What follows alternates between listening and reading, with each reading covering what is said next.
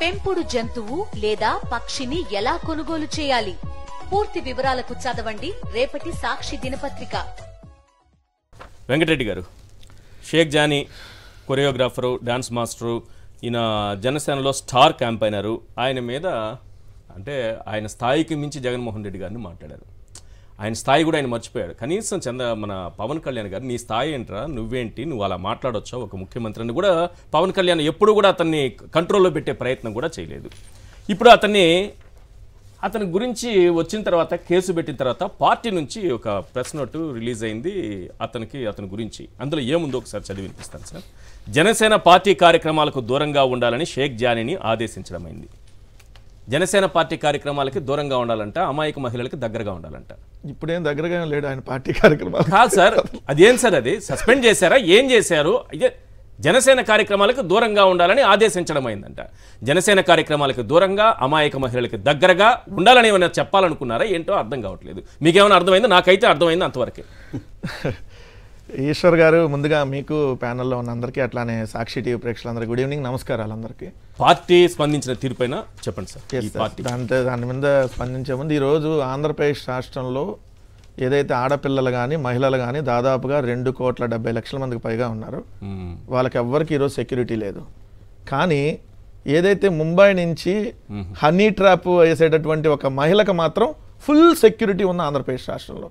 Novotel హోటల్లో తెలుగుదేశం నాయకుల పర్యవేక్షణలో అనేక మంది పోలీస్ అధికారుల సెక్యూరిటీతో ఎవరు 2,70,00,000 మంది ఆడపిల్లలకి మహిళలకి లేదు సెక్యూరిటీ. కానీ ముంబైలో ఉండేటటువంటి ఒక ఫేక్ నటి ఏదైతే హనీ ట్రాప్ చేసి ఏదైతే బిజినెస్ మ్యాన్ల దగ్గర డబ్బులు వసూలు చేసేటటువంటి ఒక మహిళకు మాత్రం ఈరోజు ఫుల్ సెక్యూరిటీ ఉంది ఆంధ్రప్రదేశ్ రాష్ట్రంలో. అంటే అంటే మీ మీద 30-40 కోట్లు ఏదో పరువు నష్టం దావా వేసినట్టున్నారు. మా అయితే నా మీద 50 కోట్లకి పరువు నష్టం. ఈశ్వర్ గారి 50 కోట్లు పరువు నష్టం దావాలి. నా దగ్గర ఉన్నాయిలేండి సార్, ఇప్పుడు నేను వేసుకునే ఈ కోట్లు తప్ప ఏ కోట్లు ఉన్నాయి కాదు సార్. అంటే పంపించారు ఈత పెట్టుకోమని సార్, ఇవన్నీ నడుస్తూనే ఉంటాయి. కానీ ఇప్పుడు నేను అంటున్నా, అంటే ఈ రోజు ఆంధ్రప్రదేశ్ రాష్ట్రంలో పరిపాలన ఎలా ఉంది అంటానికి ఇది ఒక్క చిన్న ఎగ్జాంపుల్. ఇక్కడ విజయవాడలో ముంపుకి గురవుతా ఉంటే వాళ్ళకి నో సెక్యూరిటీ. ముంబైలో హనీ ట్రాప్ నటి మాత్రం ఫుల్ సెక్యూరిటీ. గొడ్లవల్లేరులో 300 మంది ఏదైతే ఇంజనీరింగ్ చదువుకునేటటువంటి విద్యార్థులకి నో సెక్యూరిటీ. వాళ్ళ హాస్టల్లో కెమెరాలు పెడితే ఆ వీడియోలు బయటకు వస్తే ఆ ఆడపిల్లలు వెళ్ళి గొడవ చేస్తే వాళ్ళని వాళ్ళ పేరెంట్స్ని ఇద్దరిని కూర్చోబెట్టి బొక్కలో వేస్తామని చెప్పారు, బెదిరించారు. వాళ్ళకి ఎక్కడ సెక్యూరిటీ లేదు, బెదిరింపులు ఉన్నాయి. కానీ ఏదైతే ఒక వ్యభిచార మీడియాలో కూర్చోబెట్టి జిత్వాని అనేటటువంటి ఒక హనీ ట్రాప్ నటికి మాత్రం ఆంధ్రప్రదేశ్కి స్పెషల్ ఫ్లైట్లో తీసుకొని వస్తారు. ఆమెకు ఫుల్ సెక్యూరిటీ, నోవాటెల్ హోటల్లో బస. అసలు ఆమెకు లోకేష్ కంటే ఎక్కువ సెక్యూరిటీ పెట్టారు. వాళ్ళ మామూలుగా అయితే జగన్ గారి కంటే డబల్ సెక్యూరిటీ. అంత సెక్యూరిటీ పెట్టి ఆ మహిళకు మరి ఎందుకు ఈరోజు ఆ మహిళ కోసం ఆ వ్యభిచార మీడియా ఇప్పుడున్నటువంటి ప్రభుత్వం ఎందుకు తపన పడుతుందో ఇది అందరికీ తెలుసు. దేనికోసం తపన పడుతున్నారు, ఇది ఒక పాయింట్. రెండో అంశం వచ్చేటప్పటికి మీరు అన్నటువంటి జానీ మాస్టర్, ఈయన స్టార్ క్యాంపైనర్. అంటే స్టార్లు రేప్ చేసేటటువంటి క్యాంపైనర్. అంటే జనసేన దృష్టిలో అదే కదా, జనసేన పార్టీ స్టార్ క్యాంపైనర్ కాదు.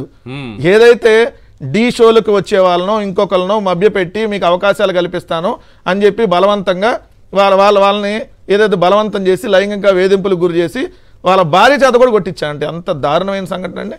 మతం మార్చుకోపోతే నువ్వు మతం మార్చుకొని ఉండు నా దగ్గర అని చెప్పి నేను మతం మార్చుకోనంటే అంటే మత మార్పిడి, అంటే డైరెక్ట్గా మత మార్పిడి కేసు కూడా పెట్టాలి ఇప్పుడు. అవునంటే వాళ్ళ భార్యను తీసుకుని వెళ్ళి కూడా భార్య చేత కూడా కొట్టించాడంట. నువ్వు జానీ మాస్టర్ చెప్పినట్టు వినాలని చెప్పి భార్య కూడా చెప్తుందంట.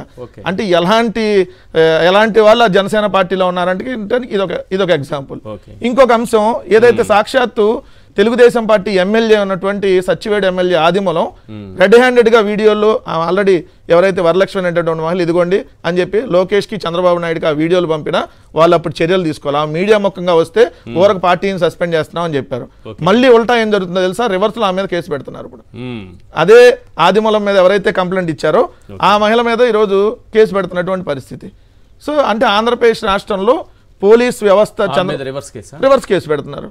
ఇక్కడ ఒక న్యాయం, అక్కడ ఒక న్యాయమా? అంతే. జిత్వాని కాదు కదా సార్, వాళ్ళు వరలక్ష్మి జిత్వాని రాష్ట్ర మహిళ సార్. జిత్వాని అనేమే హనీ ట్రాప్. అసలు ఆమెకు ఎవరు అన్యాయం చేయాలి, ఆమె అందరిని అన్యాయం చేసి మోసం చేసి డబ్బులు తీసుకుంది. అసలు అట్లాంటి ఆమెకి వీళ్ళు సపోర్ట్ చేస్తారు. అట్లాంటి వాళ్ళని వాడుకొని ముగ్గురు ఎవరైతే ఈరోజు ఐపీఎస్ అధికారులు సార్, వాళ్ళ స్థాయి ఎంతో తెలుసా సార్, ఒకళ్ళు డీజీ స్థాయి అధికారి సీతారామాన్యులు గారు, ఇంకోళ్ళు ఐజీ స్థాయి అధికారి కాంతి రాణా గారు, ఇంకోళ్ళు డిఐజీ స్థాయి అధికారి విశాల్ గున్ని గారు. వీళ్ళ మీద నిజంగా ఆరోపణలు ఎవరైనా చేస్తే అసలు ఎవరిని వేయాలంటే వీళ్ళకు ఉండే స్థాయి అధికారిని కానీ వీళ్ళ పై అధికారిని కానీ విచారణ కోసం వేయాలి. కానీ వీళ్ళకంటే తక్కువ స్థాయిలో అంటే ఈయనకంటే తక్కువ స్థాయిలో అంటే కింద స్థాయి జూనియర్ అధికారిని ఒక ఎస్పీ స్థాయి అధికారిని అయినటువంటి డీసీపీ శ్రవంత్ రాయ్ అనేసి డీసీపీని వేయడానికి లేదు సార్, కానీ వేశారు సార్. అదే కదా గొప్ప ప్రభుత్వం, అదే చంద్రబాబు నాయుడు గారు ఎక్స్పీరియన్స్ ఉన్న ప్రభుత్వం. సమాన స్థాయి అధికారి గాని విచారించాలంటే పై స్థాయి అధికారి గాని విచారణకి వేయాలి. కానీ వీళ్ళేసింది ఎస్పీ స్థాయి అధికారిని, ఒక్క నిమిషం సార్, ఎస్పీ స్థాయి అధికారిని వేసి ఆమె కనీసం వీళ్ళని పిలిచి వివరణ అడగాలి కదా, అది లేదు. డైరెక్ట్ గా అంటే సస్పెన్షన్ అంతా. వాళ్ళతో విచారణ పిలవలేదు, జరగలేదు. ఇప్పుడు మనం జరుగుతున్న టైంలో కాదు సార్, వాళ్ళ ముగ్గురిని పిలిచి విచారించకుండానే విచారణ జరిగిపోయిందని ఇచ్చారా? అది కదా సార్, వాళ్ళని అసలు విచారణకు పిలవలేదు, విచారణ పిలవకుండానే వీళ్ళని సస్పెండ్ చేశారు. అంటే మరి అసలు ఎందుకు అధికారిని వాళ్ళు చెప్పిందంతా నోట్ చేయాల్సి వస్తుంది, వాళ్ళని పిలవాలా అంటే ఎంత దారుణమైన పరిస్థితి ఆంధ్రప్రదేశ్ రాష్ట్రంలో. ఇప్పుడు మన డిబేట్ జరుగుతున్న టైంలో వాళ్ళు ఏం పెట్టారో తెలుసా, ఆ వ్యభిచార మీడియాలో అసలు కథ ముందుంది వీళ్ళ గురించే. వీళ్ళ ముగ్గురు కాక ఇంకా కథ ముందుందంట, అంటే ఇంకొంతమందిని మేము సస్పెండ్ చేయబోతున్నాం అని. ఇంకో వ్యభిచార మీడియాలో ఇదే డిబేట్ నడుస్తుంది. బోన్లో 4వ సింహం, హూ నెక్స్ట్ అంటే నెక్స్ట్ ఎవరిని వేస్తున్నారు, సిఐడి అధికారిని అయిపోతున్నారని క్వశ్చన్ మార్క్, సిఐడి మాజీ అధికారిని. అంటే వీళ్ళే జడ్జిమెంట్లు ఇచ్చేస్తారు, వీళ్ళే ఎవరెవరిని వేయాలో వీళ్ళే మీడియాలో ఎల్లో మీడియాలో డిబేట్లు పెట్టి వీళ్ళే చేస్తారు. నేను అడుగుతున్నా సార్, మచ్చుమర్రిలో బాలిక సార్ ఎంత దారుణం, 9 ఏళ్ల బాలిక జూలై 7వ తారీఖు మిస్ అయింది సార్. ఈరోజు సెప్టెంబర్ 16వ తారీఖు సార్, 70 రోజులు పైగా అయింది. అయినా ఈ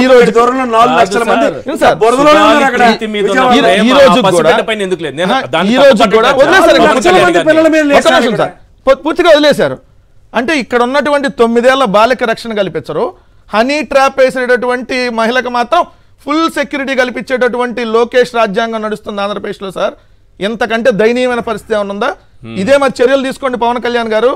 మీరే కదా మీరు అధికారంలో ఉన్నప్పుడే 2017లోనే ఇదే సుగాలి ప్రీతిని ఇదే తెలుగుదేశం పార్టీకి సంబంధించినటువంటి కట్టమంచి రామలింగారెడ్డి స్కూల్లో వాళ్ళ పిల్లలే చేశారని చెప్పి వాళ్ళ మీద అప్పుడు కేసు పెట్టినా ఏమన్నా వాళ్ళు 20 రోజుల్లో అక్కడ ఉన్నటువంటి పోలీస్ అధికారులంతా సహకరించి వాళ్ళకి బెయిల్ వచ్చేలాగా అన్ని సహకరించి ఏర్పాట్లు చేసినప్పుడు మరి అది మీ హయాంలో జరిగింది.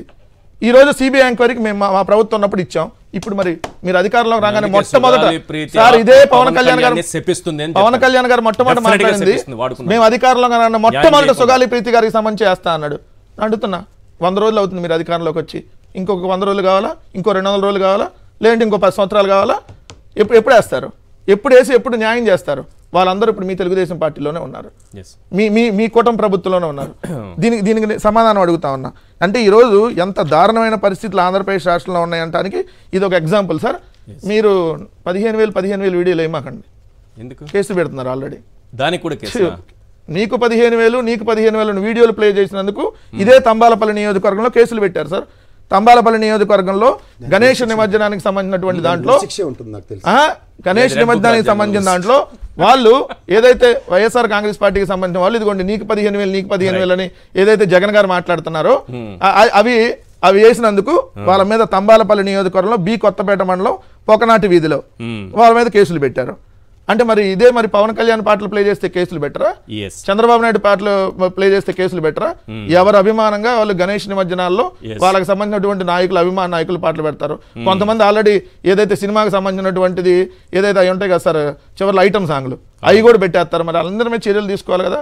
అంటే వైఎస్ఆర్ కాంగ్రెస్ పార్టీకి సంబంధించి ఎవరైనా ఏ చిన్నది ప్రశ్నించినా కూడా పరువు నష్టం దావా వేస్తారు, లేదంటే కేసులు పెడతారు, లేదంటే చంపేస్తారు. మీరు అన్నట్టుగా ఈరోజు చూశారు కదా సార్ ఎన్ని వందల కేసులు అంటే సార్ రాష్ట్ర స్థాయి నాయకుల మీద ఎన్నున్నాయి. రాష్ట్ర స్థాయి నాయకుల మీద దాదాపుగా 200 నుంచి 250 కేసులు రాష్ట్ర స్థాయి నాయకుల మీద ఉన్నాయి. జిల్లా గ్రామ స్థాయికి లెక్క ఎక్కడ దొరికింది అసలు? ప్రతి మండలంలో కేసులే కదా, అప్రాక్సిమేట్లీ వేలలో ఉంటుంది. 2,000 నుంచి 3,000 కేసులు ఉంటాయి సార్ మొత్తం జిల్లాలో. ఏదైతే మండల స్థాయి నాయకులు వీళ్ళందరినీ చూస్తే దాడులు కొన్ని వందల దాడులు మీరు చూసాం. సో దాడులు ఒకవేళ దాడి చేశారని మీరు వెళ్ళి కేసు పెట్టడానికి వెళ్ళారనుకోండి, ఉల్టా మీ మీద SC ST కేసు పెడతారు. సో ఇన్ని రకాలుగా నడుస్తూ ఉంది.